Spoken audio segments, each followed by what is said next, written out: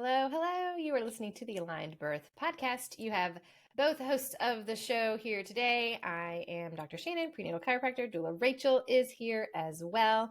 And we are chatting about the golden hour. That's our birthing topic for the day. I hope you have heard of this word before, or this phrase, golden hour.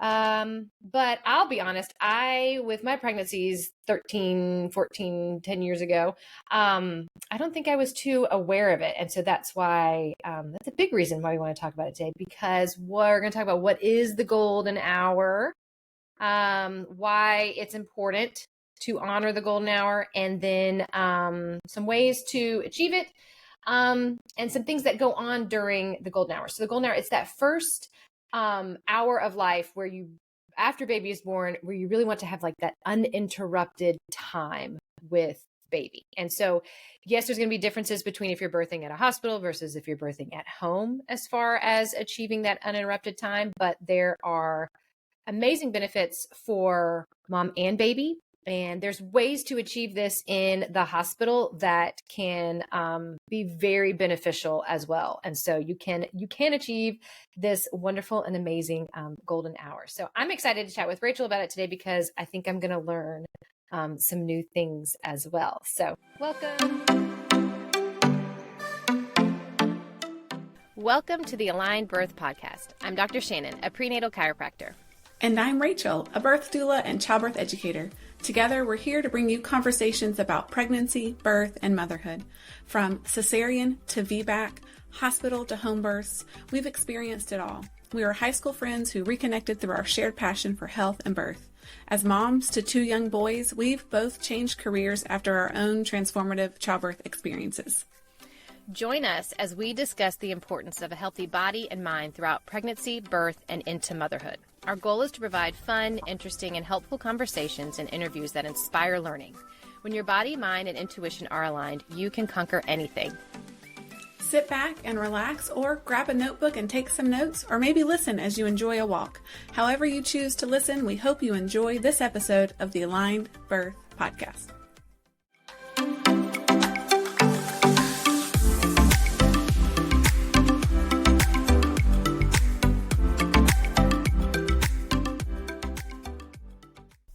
Before we get into the episode today, if you enjoy the content of this podcast, we would greatly appreciate your support in one of three ways. First, leave us a review or give us a 5-star rating. Your feedback helps us reach more listeners and make a bigger impact. Second, you can sign up for our newsletter. By doing so, you'll be the first to receive new episodes and exclusive bonus resources straight to your inbox each week. Lastly, you can become a direct listener supporter. Running this podcast requires significant time, effort, and resources. Your contribution, no matter the amount, helps us continue providing valuable content to a wider audience. Simply use the links in the show notes to make your donation, sign up for our newsletter, or leave us a review. Every contribution matters and is sincerely appreciated. If the Aligned Birth podcast is a part of your weekly routine and you love what we are doing, please consider supporting us through one of these three options. Your support will create a ripple effect, allowing us to reach more listeners and make a lasting difference.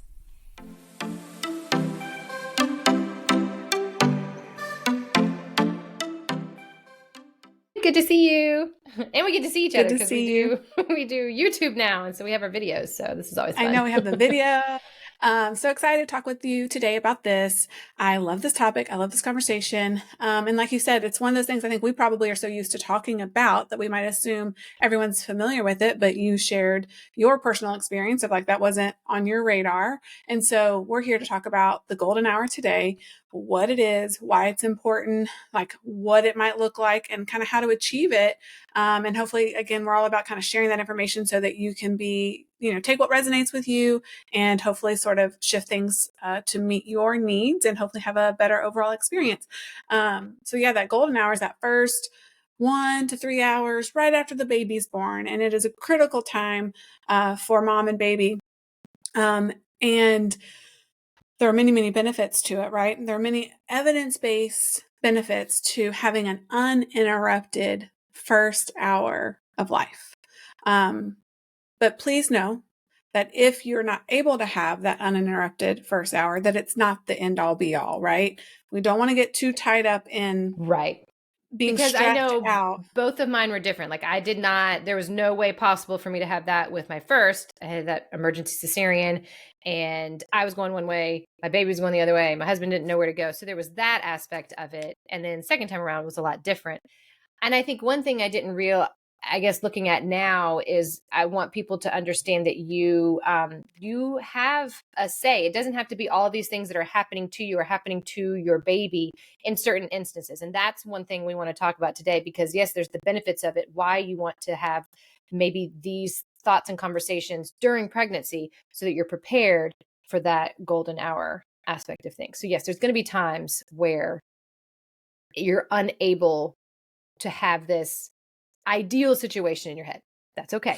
Right. And it's all about protecting what you can protect in the golden hour. Just like with the birth plan, that element of flexibility, it's still very important to explore your options, learn about what happens during this time, and make a flexible plan that meets your needs and your preferences and aligns with the things that you want for you and your baby in this time. And then adjusting accordingly if intervention is needed, or learning how to determine what interventions are actually needed, and learning how to advocate for more time if that's available, or delaying things if that's available. And then protecting the things that are there's like lots of things that happen in that first bit of time after baby's here. So what can you protect? Like if you need a cesarean, like there is a delay between when baby is born and they get skin to skin with mom. That's just the nature, because you're having major abdominal surgery. But advocating to have that happen as soon as possible, asking for support from the nurses, kind of getting the ball rolling and knowing kind of how to navigate that so that you can do the best you can, and know that that's the best you can do in certain situations, and that everything doesn't, you're not failing, or your baby's not going to be, irreparably, is that the word? Irreparably damaged. Shannon, words are hard today. Words have been difficult. Irreparably? That's okay. I don't know why it doesn't sound irreparably. Permanently. Non-reversibly. I'm always like, I'm going to pick a different word. Yeah. And so I want you to be motivated. I want people to be motivated by the benefits of protecting the golden hour, and not doing things out of fear of what might happen if they don't get the golden hour, or if intervention is needed. So we're going to talk about why, right? So the benefits to the golden hour. It promotes attachment between mom and baby. Oxytocin boost, right? And when you are skin to skin with your baby immediately after the birth, there's a transfer of hormones and connection. You're smelling your baby, you're feeling your baby, they're wiggling on your tummy, maybe they're trying to feed, stimulates oxytocin. Looking into your baby's eyes stimulates oxytocin. And that is laying the foundation for the mother-baby bonding. When you have that time to sort of imprint on each other. Also regulates baby's bodily functions. This is one of the coolest things about protecting the golden hour, having immediate and uninterrupted skin to skin, is that. So we have all these tools okay, backing up here. This really is, I would say, more geared towards hospital birth. In all the home births I have attended, this, like the newborn golden hour, is vastly protected for the most part, and really uninterrupted, unless intervention is needed. I still encourage having a conversation with your home birth midwife about what they do, what you can expect, your options, and all of that. But how we're going to talk about it here is really in regards to hospital birth. So what I was going to say is, in the hospital setting, there's all these tools and equipment and things and staff to support a new baby and mom right after the birth. We are thankful for these providers in this safe place to give birth for the most part. However, with these tools, like the warmer, we have the warmer and we have the mom baby nurse, and they, like, baby has to go over there to get checked out. Or we have like all these, we need to suction. So we can't suction on mom. So we're going to go suction over on the warmer, like away from mom. The way the hospital is set up doesn't promote like keeping mom and baby together because there's staff, there's protocol, there's machines, there's things, right? Exactly. And so knowing that your body, in the vast majority of situations or circumstances, your body, skin to skin with your baby, is all they need. It regulates their respiratory, their breathing, their body temperature. So if they're saying baby isn't holding their temperature, really advocate for good quality skin to skin and give it a chance. And then if baby's not holding temperature, then maybe they do need the warmer. But more times than not, they just need to be in good quality, like skin to skin with a warm blanket over mom and baby. And their glucose levels helps stabilize their glucose levels, helps promote uterine contractions, because again, oxytocin being skin to skin, your uterus is going to contract. So all these bodily functions that are happening just by being skin to skin immediately after the birth is going to protect mom and baby. It's designed that way. It's not designed to be pulled apart, separated Removed. unnecessarily. Exactly. This also can reduce the stress levels for mom and baby due to the oxytocin. And this improves better breastfeeding outcomes if that's what you're planning to do. Helps boost baby's immune system. So when baby is brought skin to skin with mom and left alone, they have vernix on their skin. And they have amniotic fluid on their skin, and those serve important roles. So like wiping them off or cleaning them up immediately can interfere with their immune system.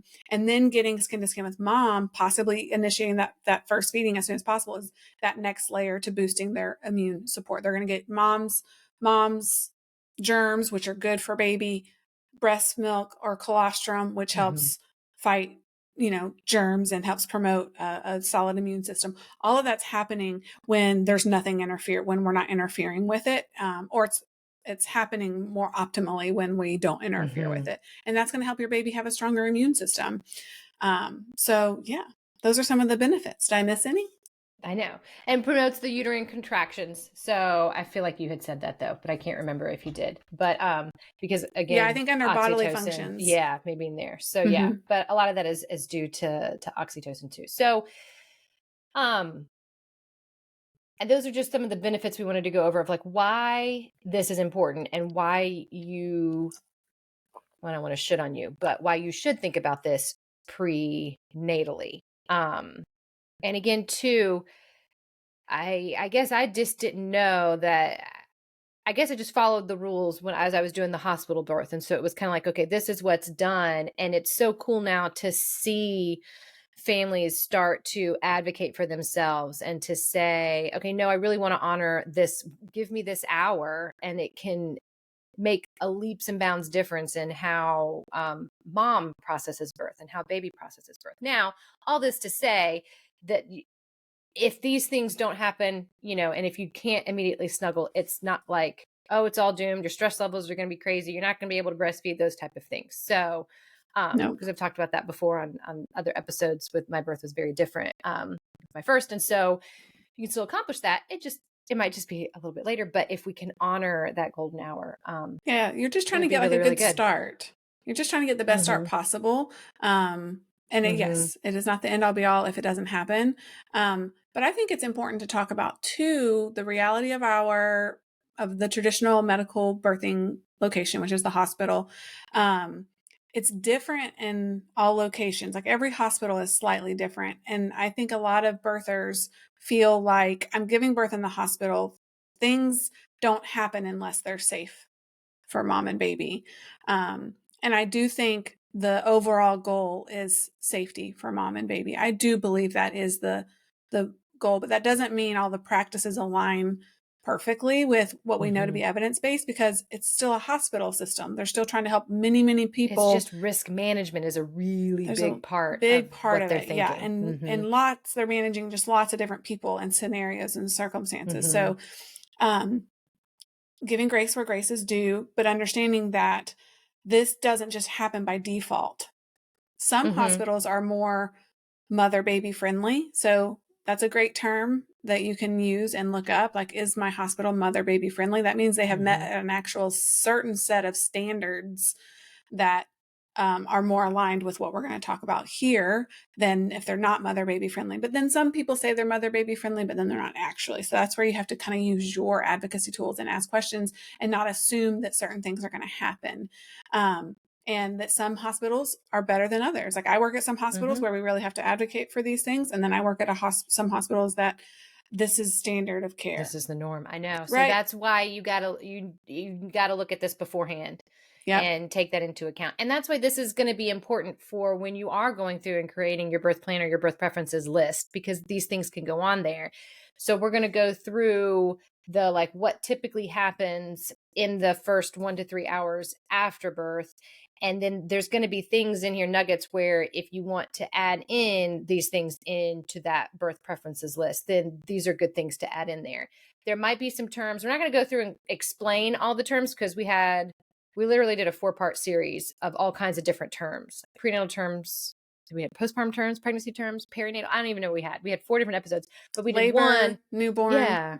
Yeah. And we had one that was on the newborn terms. So it's episode 102. We'll link that in the show notes. So that's going to go through more specifically of what some of these words are, and a lot more in depth. But we do want to highlight some of the things of what to expect. That way you can make an impact in your birth plan. Yeah. So just going to walk you through like a quote unquote typical scenario in the hospital setting. Mom is born, and I say typical, I use that usually. I would say like what happens in that first 1 to 3 hours, and then kind of talking about the areas that we want to protect, right? Assuming that birth was uncomplicated, Yes. That intervention is not necessitated. So baby is born. Yay, baby's here. Yay. Immediate skin to skin, like they are still attached to the umbilical cord. That umbilical cord is still attached to your placenta, and your placenta is still inside your uterus. So like you are still attached to your baby. And this is where like delayed cord clamping comes in, not rushing that separation process. Because as long as baby's still attached, then they have to stay near you. So advocating for delayed cord clamping, which would come next-ish, right? So advocating for waiting for white with that umbilical cord, delaying until it's done pulsating, regulating between placenta and baby, making sure baby has all the blood they need. And during this time, so baby has come up, they're maybe on your abdomen or on your chest. We're waiting on the cord to finish pulsating. Without you really even knowing it, your team, your birth team, like the nurse typically is assessing their APGAR. And this is like a visual thing. It's not a physical test.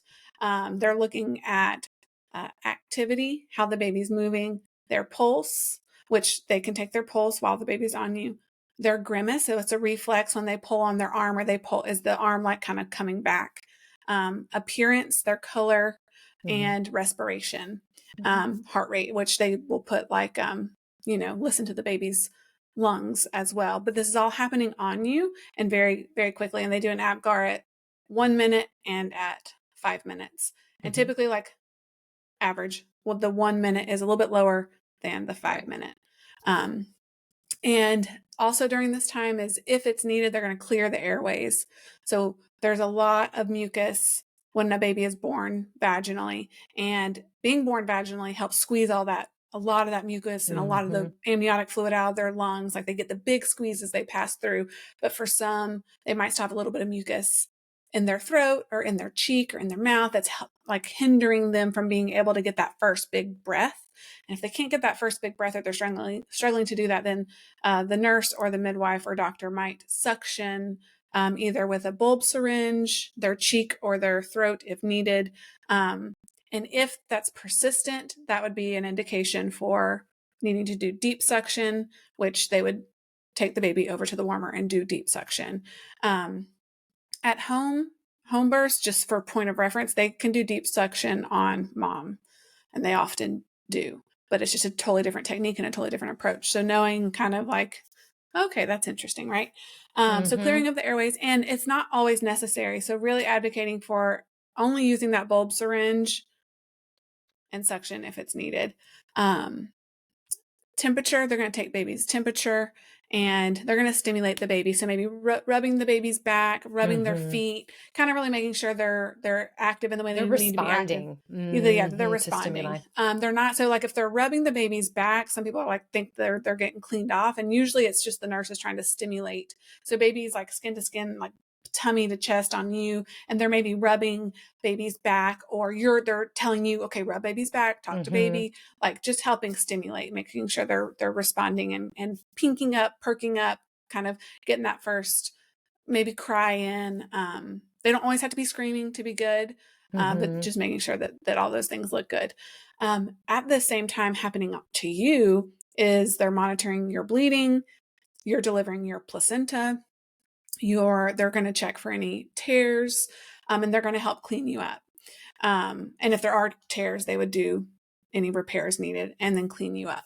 All the while, ideally, baby is on your chest during this time, because that's, again, going to help promote oxytocin, uterine contractions, and that helps slow and that oxytocin bleeding. That's what that helps deliver the placenta as well. So how long is it typically take for the placenta to be delivered? Like if mom doesn't need any additional, like, fundal massage and those type of things? Anywhere from like 5 minutes to 45 minutes. Okay. Most people want to see the placenta come within 45 minutes. So that would be on the long end. And they might do some intervention with Pitocin or other things if it's not delivering on its own.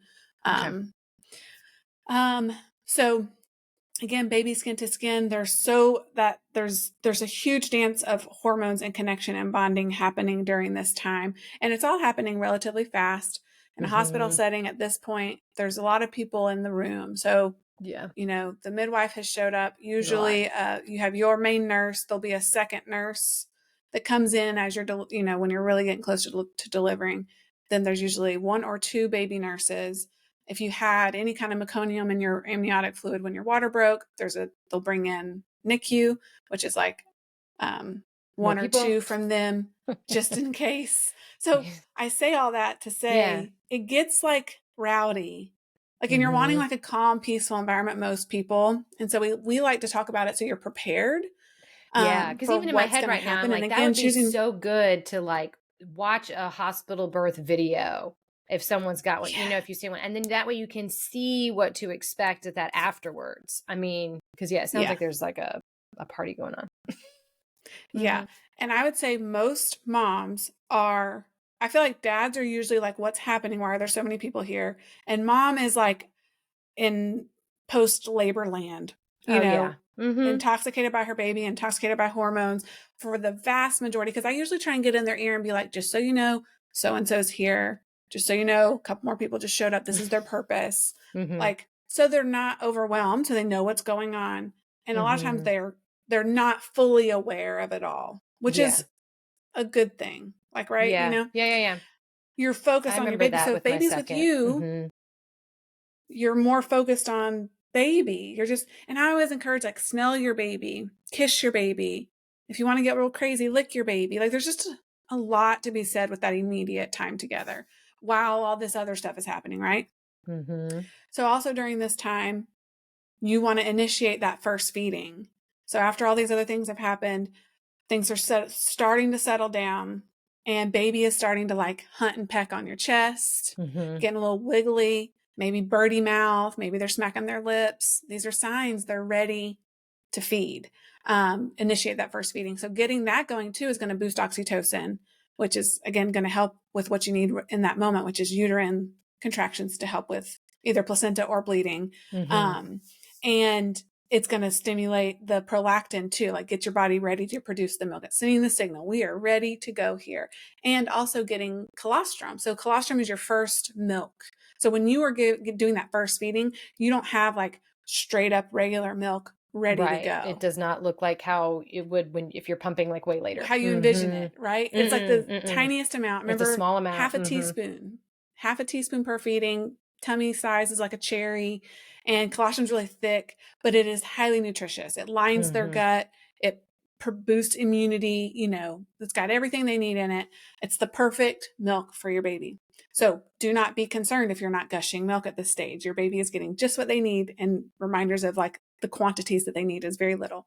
But Mm-hmm. getting that going at this point is really good for baby's blood sugars, so that we can keep mom and baby together.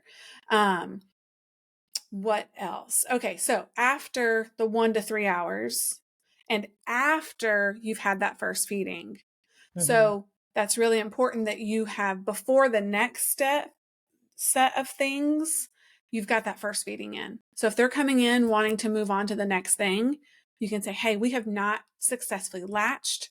I would like more time. Anything that's happening next is not emergent and can be delayed, like without rush. So get that first feeding in, settle down, bond. Like, that's why I say 1 to 3 hours, because we've talked about the golden hour. It is the first hour, but really, like, if you can go like 3 hours of like pure bonding before the next set of things, because they're not necessary for the health and well-being of the baby, right? So, but a lot of times the nurse might come over and say, can I borrow your baby? Like, just want to go ahead and get all their stuff done. And they might use the weight as the enticement, because everyone always wants to know the weight. And while they go weigh them, they do all this other stuff. So protecting that time, making sure you get that first feeding in, and then they will ask to take the baby over to the warmer. And I say the warmer, in the hospitals I'm birthing in, it's in the room. It's like just in the little like carve out space of the room. It's like a space for the baby to lay. It weighs them. It has all the tools on it they would need to take care of baby. And then it's got a warmer on it, so they can lay there completely unclothed and be warm. But this is where they'll get the weight of the baby. They'll measure the baby, get their hand and footprints, revisit their vital signs. We'll do the newborn screening, probably the pulse. heel prick and everything as well too, typically, I think, in that. The heel prick, in my experience, isn't happening until they're on the mom and baby floor, or the postpartum floor. Okay. Yeah, but that is something that happens, but not typically in this first, not in that first 3 hours window. For the places I'm working now, the heel prick you're mentioning is something that they do. So it's worth asking, like, when does this happen, based on where you're giving birth? And that is where they're doing that screening for all the metabolic disorders. And it's like a little piece of their heel. And then they squeeze some blood drops onto like a postcard, and then they mail it off. My experience is that's happening on the postpartum floor. While they're got the baby on the warmer, they're also going to do, if you've agreed, you have a say in these eye ointment, which is the erythromycin, the drops in the eyes, vitamin K injection, and the hepatitis B vaccine. They're going to do all that in this first assessment of baby. And so that's a lot of things happening at once for a baby. So you can delay and say, no, we'll do these when we're on mom and baby, and I say mom and baby, that's like the postpartum floor. You leave like labor and delivery and you go to another floor. So you can delay to then, because again, it's really not emergent that they get them right away. And you can, accept or decline those 3 things. Then they're going to clean up the baby, but not bathe the baby. Like if they're goopy, which babies can be goopy, they got vernix or they've got meconium or whatever, if they pooped on themselves, they get them kind of cleaned up, but they're not giving them a bath. And they'll diaper and swaddle them and bring them back to you, which is when you will then immediately unswaddle them. Yes, I know. Unswaddle that magnificent They give you swaddle. This little bundle. It's like a little bundle. And I think there's great satisfaction for nurses just to be like, here you go. Yeah. And then the nurse, leaves and I'm like, okay, let's undo the baby. So you unswaddle them and get them immediately skin to skin. So optimal skin to skin is baby on your chest or your partner's chest if you're unable to. And then like warm blankets on top of you. So nothing in between baby skin and mom or dad's skin, and then wrap them up. And that's going to keep baby nice and stable with their temperature. Exactly. And I think it's important to mention that, maybe you did have emergency cesarean and mom has to go somewhere else, or there's lots of other things going on, but baby's doing fine. And maybe baby and your partner are together and your partner can do skin to skin. I mean, obviously not the one that gave birth, but still so beneficial. And again, that would be where it's literally skin to skin. So partner would have shirt off, but then you can be like wrapped in a blanket and that sort of thing. Cause that can also, and I think if you as as mom, if you've been through something and knowing that, okay, your partner and baby are able to do skin to skin, that like that can also bring like calming and stress relief Oh to yeah. you I as well. always remind mamas of like, if you're feeling like if there's a lot going on, maybe you're having to be like, there's some stitches, you need to be repaired. You're coming down from labor land or there's some other things going on. If you need a minute, I always remind them the next best place is skin to skin with dad. So let's pass him over. Let's let him do some skin to skin. That's great for dad. It's great for bonding. It's great for baby. It still has many, many benefits. And then when you're ready, back to mom. And like I said, if there's a cesarean, like front loading and preparing dad to be like, okay, I'm having major surgery, even if it's on the fly, like you've talked about it beforehand. If it ends up, I need a cesarean, like I will have to be in the OR being sewn up after the baby's born. And that's like 30 minutes, 45 minutes. You can be with baby. And when you're with baby, be skin to skin, like get them on board with that because that's the next best place for them to be. Exactly. So you've got options, you know? Yeah. It's not end all be all. Yeah. I think the biggest way to achieve this, the things I would recommend to do to achieve it is to know what is happening at your birth location. Ask people who have given birth there, ask your provider questions about what is happening in that first 1 to 3 hours after the birth, and have these conversations before the birth. Like, how do you support the first few hours after I give birth? How does the hospital staff support the first few hours after birth?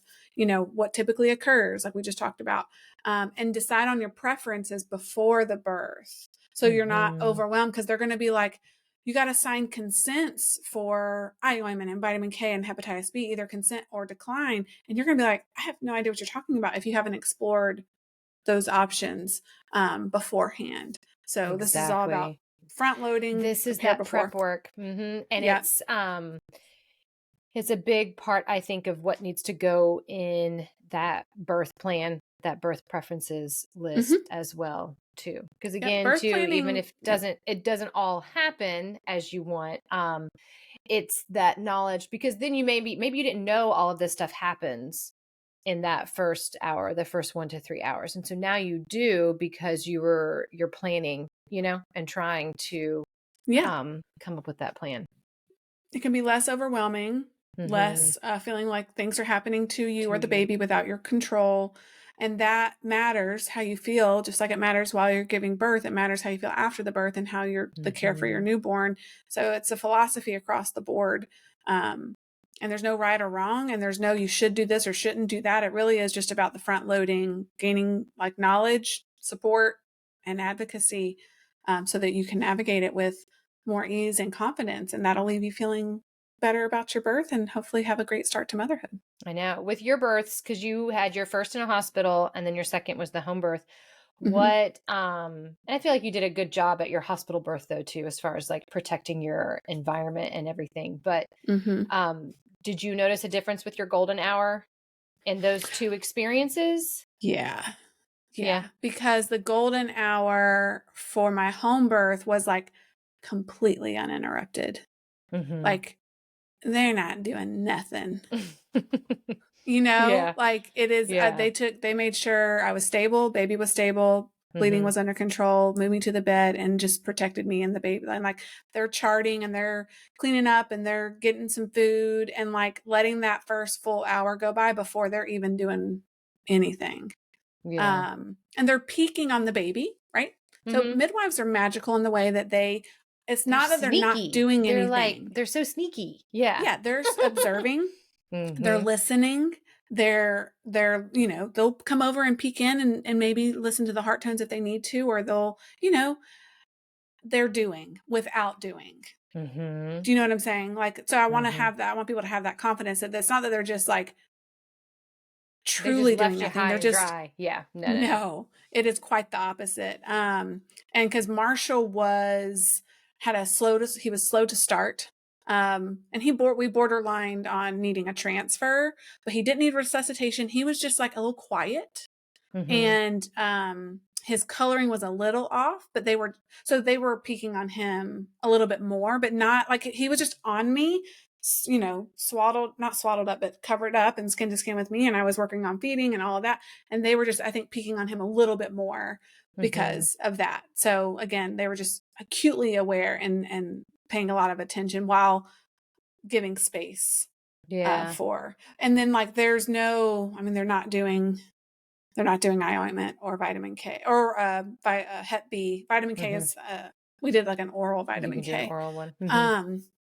So yeah, I think it's really hard to compare, but definitely different and in a really good way. Cause but it's good to, I mean, you know, it's good to have that knowledge base. There's so much that I use or talk about in the office from a standpoint of like, oh, well, it could be like this if we do these things. I'm like, what just happened over here? So a lot of my experiences are like, whoa, it could be totally different. Could go this way. Yeah.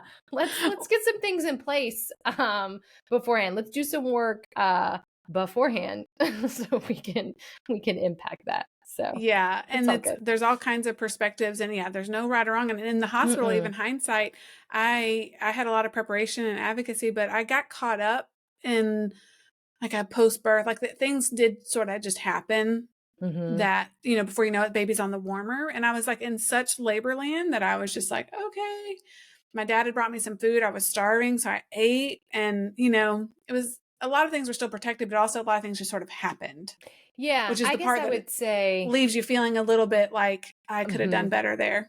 Yeah. No, I feel that too, because my births were so different. So I had that VBAC with my second. I remember I was in such labor land because I had the VBAC. Yeah. And I remember, I was like, this is awesome, to where I don't really remember, I don't remember like a lot of like post-birth skin to skin, but I was still so freaking happy. So it was like, and I do remember seeing like baby on the warmer and just kind of like watching all the things they were doing, but it wasn't like I wish baby was over here. I was more like, I just had my VBAC. This is great. And I think they were like doing the stitches and stuff like that. So, you know, like it was interesting. I see a lot of that. Yeah. But even after that, the first cesarean, it's kind of the after the fact where you're like, oh, I kind of hate that I missed that. But I was so freaking tired that I couldn't even function. So it was like, I just needed rest. So it was, you know, there's those things that happen too sometimes. Right. Yes. All versions, all scenarios, and you can't fully prepare or predict. It's just a general awareness. And then I think when you have some awareness, it helps you accept some of the things that did come up, because you at least understand. I see a lot of the trauma and disappointment coming when they just don't understand what happened or things. Yeah. And so I think, you know, one other nugget too to add to this is, okay, yes, it's important to do the research for your birth preferences list, but then also I think watching a video of a cesarean birth, watching a video of a home birth, and watching a video of just a normal physiological hospital birth, and seeing what goes on afterwards could be so eye-opening and enlightening as well too. It could really make a difference. Absolutely. So, I'm always encouraging watching real birth, and we have such access to it now. Kind of familiarizing yourself with what it looks like, because again, most people haven't done this before. Right. Exactly. Or they had, you know, one or two times in their life for the most part. So, so yeah, we will add some of the things that we talked about here in the show notes. Thank you guys for listening, and tune in next week for a brand new episode.